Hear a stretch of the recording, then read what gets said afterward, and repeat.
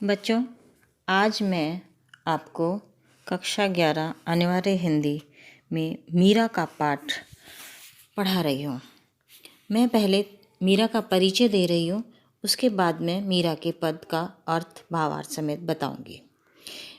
मीरा जन्म सन 1498 कुड़की गांव, मारवाड़ रियासत। मृत्यु सन 1546। मीरा की प्रमुख रचनाएं मीरा पदावली, नरसिंह जीरो मायरो। मीरा सगुण धारा की भक्त कवयित्री थी। कृष्ण की उपासिका होने के कारण उनकी कविता में सगुण भक्ति मुख्य रूप से मौजूद है, लेकिन निर्गुण भक्ति का प्रभाव भी मिलता है। संत कवि रैदास उनके गुरु माने जाते हैं। बचपन से ही उनके मन में कृष्ण भक्ति की भावना जन्म ले चुकी थी, इसलिए वे कृष्ण को ही अपना आराध्य और पति मानती थीं। इनका विवाह महाराणा सांगा के ज्येष्ठ पुत्र भोजराज के साथ हुआ था, लेकिन कुछ ही वर्षों में भोजराज का अकस्मात निधन हो गया। तब मीरा ने अपने आराध्य को ही अपना सर्वस्व माना तथा पारिवारिक व सामाजिक बंधनों से मुक्त होकर गृह त्याग किया और वृंदावन आदि स्थानों पर कृष्ण भक्ति में लीन रही।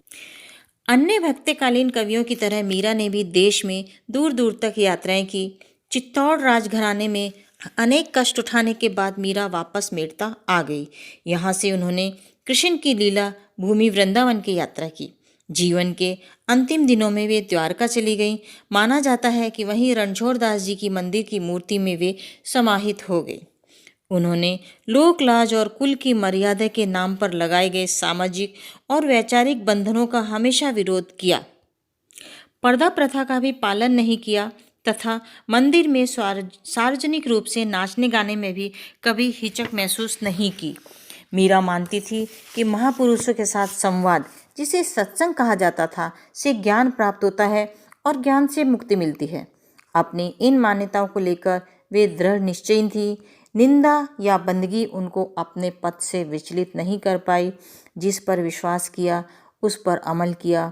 इस अर्थ में उस युग में जहाँ रूढ़ियों से ग्रस्त समाज का दबदबा था, वहाँ मीरा स्त्री मुक्ति की आवाज़ बनकर उभरी। यानी कि मीरा उस समय में, उस जमाने में स्त्री मुक्ति की आवाज़ बनकर मीरा उभरी थी, जो कि आज भी यही चल रहा। आज स्त्री मुक्ति की आवाज़ उभर रही है।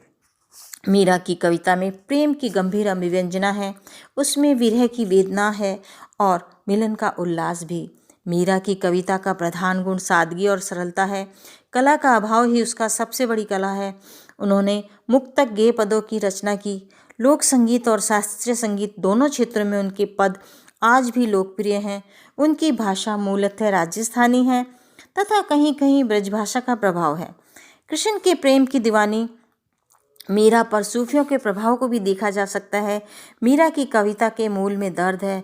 वे बार बार कहती हैं कि कोई मेरे दर्द को पहचानता नहीं, ना शत्रु ना मित्र। अब मैं आपको पद 1 पढ़ा रही हूँ। यहाँ पर जो पहला पद है, उसमें मीरा ने कृष्ण से अपनी अनन्यता व्यक्त की है तथा व्यर्थ के कार्यों में व्यस्त लोगों के प्रति दुख प्रकट किया है।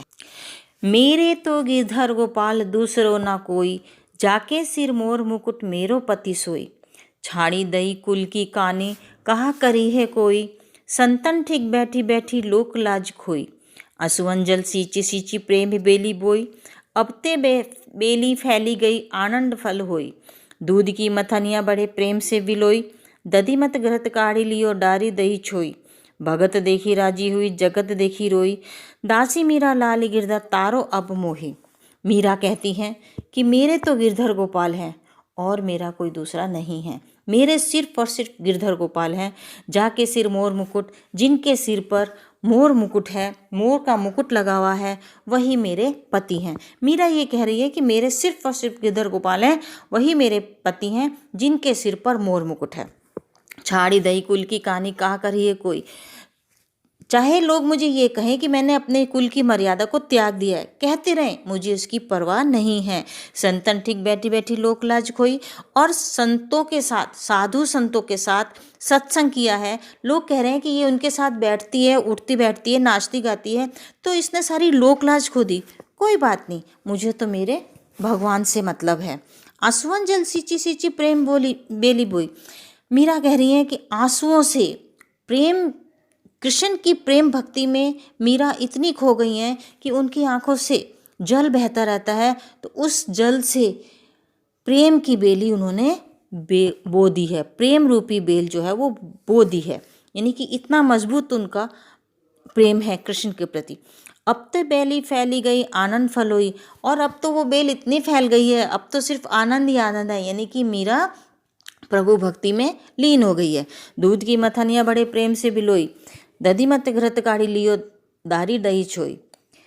वो कह रही हैं, मीरा कह रही है कि दूध की, जैसे दूध मथते हैं, दही को मथते हैं, दूध जमा के दही बनाते हैं और उसको मथते हैं और बड़े प्रेम से उसको बिलोते हैं, तो मैंने भी उसी तरह से कृष्ण रूपी प्रेम को अपनी प्रेम रूपी दही से मथानी से मथा है, और उसमें से जो छाछ है, थोता है, सारहीन अंश है, वो तो निकाल दिया, और मैंने मक्खन रूपी प्रेम जो है वो पा लिया। भगत देखी राजी हुई, जगत देखी रोई। जहाँ मैंने, मीरा कह रही है कि जहाँ भगत हैं, जो मुझे देख के खुश होते हैं, उन्हीं को देखकर मैं खुश होती हूँ, उन साधु संतों के साथ मैं बैठती हूँ। और जो मुझको देख के परेशान होता है, जो भगवान की भक्ति में लीन नहीं है, उनको देखकर मुझे दुख होता है और मैं रोती हूँ। दासी मिरला लाल गिरधर तारो अब मोही दास। मीरा कह रही हैं, हे गिरधर लाल, हे कृष्ण भगवान, अब तो मुझे तारो, मैं आपकी दासी हूँ। दूसरे पद में प्रेम रस में डूबी हुई मीरा सभी रीति रिवाजों और बंधनों से मुक्त होने पर और गिरधर के स्नेह के कारण अमर होने की बात कर रही हैं। पद घुंघरू बांध मीरा नाची, मैं तो मेरे नारायण सु आपई हो गई साची। लोग कहे मीरा भई बावरी, न्यात कहे कुल नासी। विस्का प्याला राणा भेजिया, पीवत मीरा हासी। मीरा के प्रभु गिरधर नागर, सहज मिले अविनाशी। देखो, इसमें मीरा कह रही हैं कि पग घुंघरू बांध मीरा नाची। मीरा को जब भक्ति में लीन हो गई, मीरा ने कृष्ण को ही अपना पति मान लिया, सब कुछ श्री कृष्ण को मान लिया, तो मीरा ने अपने पैरों में घुंघरू बांध लिए। यानी कि वो सत्संग में नाचती थी, मस्त होकर नाचती थी, किसी की परवाह नहीं करती थी। वो तो कहती, मैं तो मेरे नारायण सु, मैं तो अपने आप ही अपने नारायण से मिल गई हूँ, है ना, अपने आप ही मेरे नारायण से मिल गई हूँ। ये बात बिल्कुल सच्ची है। लोग कहें मीरा भाई बावरी, लोग चाहे कहते रहें कि मीरा तो पागल हो गई है, बावली हो गई है। न्यात कहे कुलनासी, और जो जाति कुटुंब के लोग हैं वो कहते हैं कि मीरा ने कुल का नाश किया है। कुटुंब के लोग कहते हैं कि मीरा तो कुलघाती है। कोई बात नहीं, मुझे कहने दो, मुझे तो मेरे कृष्ण से मतलब है। विस्का प्याला राणा भेजिया, पीवत मीरा हासी। और राणा ने, जो ससुराल से उनके राणा ने उनके लिए विष का प्याला भेजा कि भाई ये हमारी बदनामी कर रही है, तो इसलिए इसको मार दो। तो विष का प्याला भेजा, तो मीरा ने वो हंसते हंसते पी लिया, पी गई और फिर हंस दी। मीरा के प्रभु गिरधर नागर, सहज मिले अविनाशी।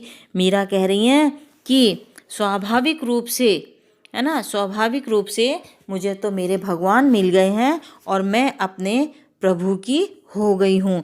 मीरा तो जाके अपने कृष्ण में ही समा गई।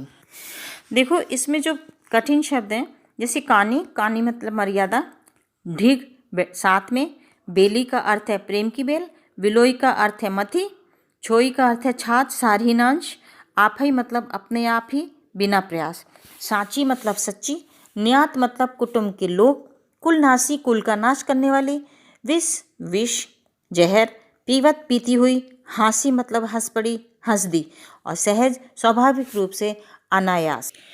बच्चों, ये मीरा के पद बता दिए हैं, इनको अच्छे से ध्यान से आप सुन लेना, और जो भी समस्या हो मुझे कमेंट्स कर देना, मैं बता दूँ।